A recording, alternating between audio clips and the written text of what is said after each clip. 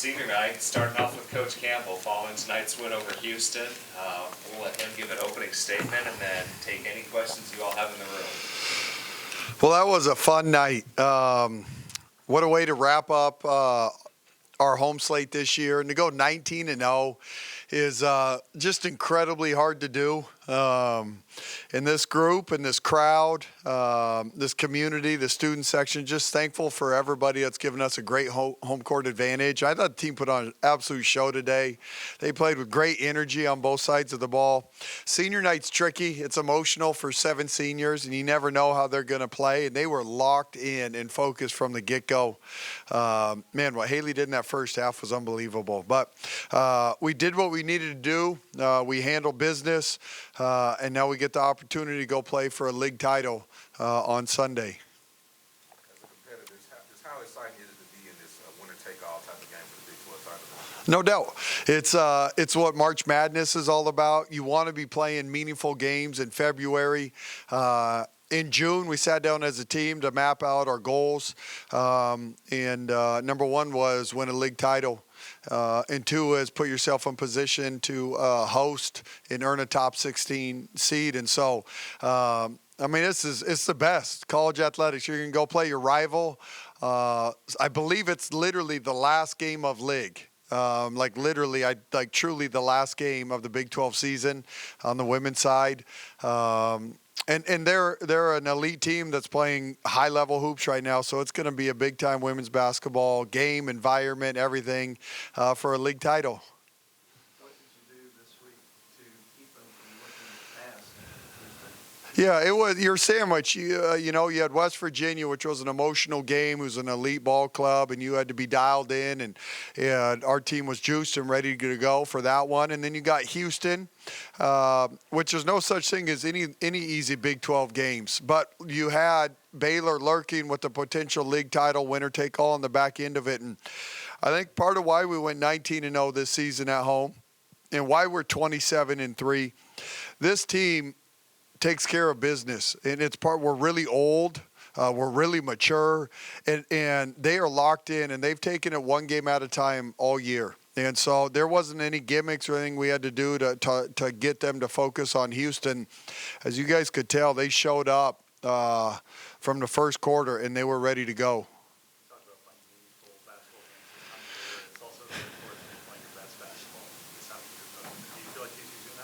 No doubt. It's been fun to see the journey of the season and the evolution of this group. And they're at the point, this is now 30 games that they've played together. And it takes a long time, in the portal era especially, to get a cohesive unit, to get roles established, and learning how to play off each other and how to attack within your system. It takes a really long time to get a defensive unit that's tight and dialed in. And I think we're playing really good basketball on both sides of the ball. And so we're definitely playing the best basketball of our season. I think Baylor is too. And so I think you got 2 teams that are playing high level and are peaking as we head into March.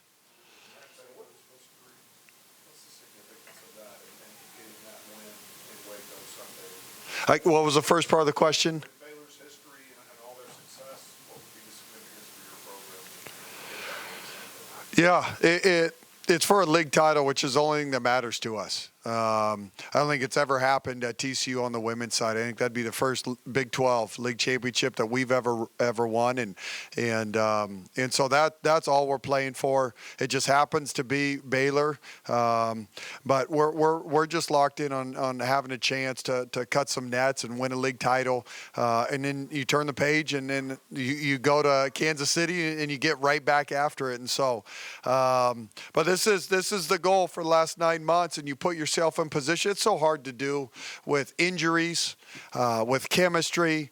You just never know how these things are going to unfold. And thankfully, we're in a special spot right now. We're healthy. In the locker room and the joy. I mean, you can just see the joy that the team plays with and how much fun they have together. This is a special group, you guys. It doesn't come around very often.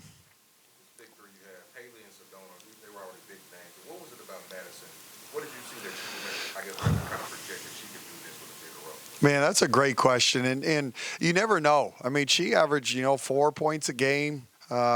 You knew because you knew about her that she was one of the best shooters, and we value shooting at such a high level with what we do and how we spread the court. I think we're closing in on the first team in Big 12 history to make 300 threes in back-to-back seasons. I think it's never been done before.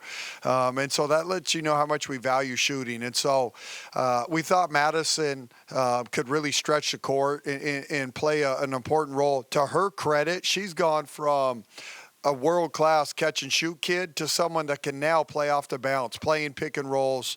Her assist-to-turnover ratio this year is elite. And so she deserves a lot of credit for her evolution over the last 2 years. But she loves it. She works at it. She wants to be a pro at the highest level.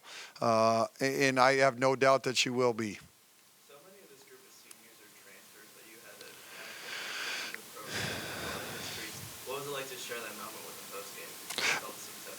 You guys, it's been a surreal 2-year journey. And this first group, to be honest, and I haven't really shared this much publicly, but that first crop that came here, you guys, we really did it with no NIL. And most people don't know that. Madison Connor, Agnes, Sedona, Una, they came here. I just got hired. I took over a 1-17 program. Those kids came here on a leap of faith. The best thing we offered was playing time in a system and a style of play. Some of them you knew, some you didn't. But, man, that group came here for all the right reasons. And that's never really been public. And so it's been neat that they've been rewarded on the back end. And then you had a new crop of portal kids that they still take a massive leap of faith. I mean, a year ago, we were a WBIT team. We were forfeiting games because we didn't have enough healthy bodies. We're doing open tryouts. And, for some of these kids, Donovan Hunter to come here, she just played in the Elite Eight at Oregon State. And Taylor Bigby, I don't even know what USC did, Sweet 16, Elite Eight last year, And so these are kids that came to take a leap of faith on where we were going. And, I mean, I'll be honest, even I didn't know we would be sitting here 27-3, top 10 in the country. And I think, I think this solidified a top 16 seed and getting to host March Madness. So it's, at the end of the day, I'm a huge person of faith, you guys. And the Lord has blessed my journey and our staff's labor. The Lord's brought each one of these young ladies here. Each one of them have the neatest story. And even me, you guys, I came here sight unseen.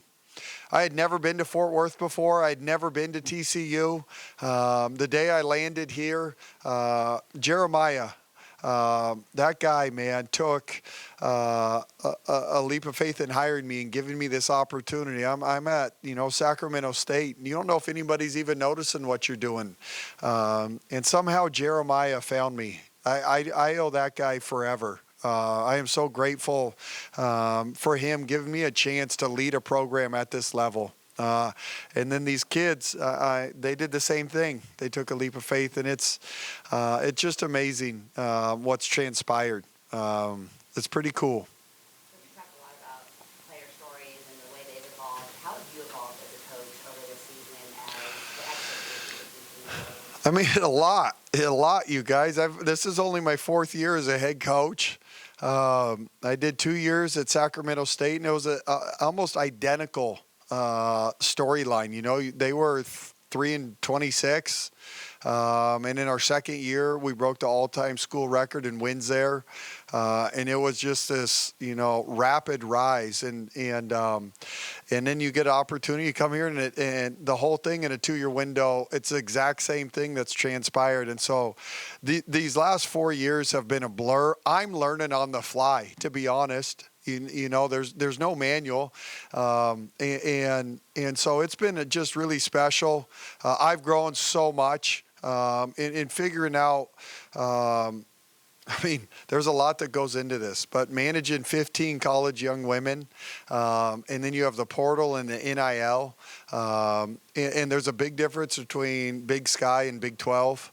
And so, but I think it's probably a never-ending journey to stay elite in college athletics because of all the moving parts that are going on, especially in our industry now. But I love to learn, and I'm going to keep learning and growing as a leader and with your system and style of play. And so it's been fun. It's been magical. It's like I feel like I'm living in a movie right now.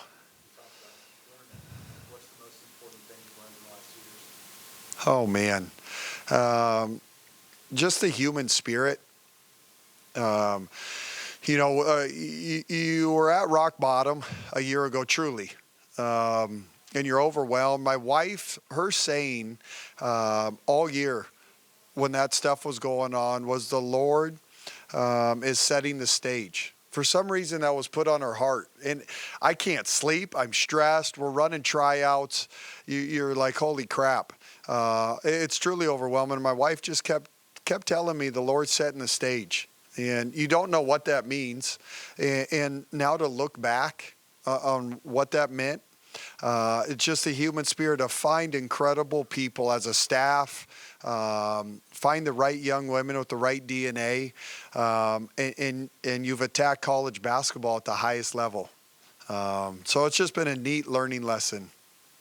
When you think about where the sport has come since Yeah. you got into it, and you mentioned the portal era, what has been the developments that have led to a TCU that has never won a Big 12 title, that maybe is going new places, that have let this happen?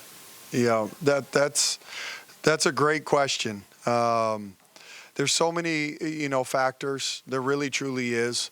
I think TCU, first and foremost, is such a special package as an institution.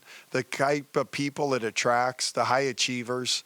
I think I've been able to unlock that and identify the young women that fit that and that also are elite basketball players. And have the right DNA. And so, it's kind of what we're doing is unprecedented to go from 1-17 to top 10 in the country. And obviously, again, I do think the Lord has watched over us and provided and opened the right doors at the right time. And Haley was just sitting here last game. I think she said it was like divine intervention of how she ended up here. And so there's just, it's been magical. I can't put my thumb on just one reason. But at the end of the day, we have a collection of incredible people within that locker room. Today was Nolan. And Nolan's been tremendous. He's a new person that we've added to our staff this year, and just so thankful for Nolan, his energy, his enthusiasm, his passion. He's been such a blessing to us.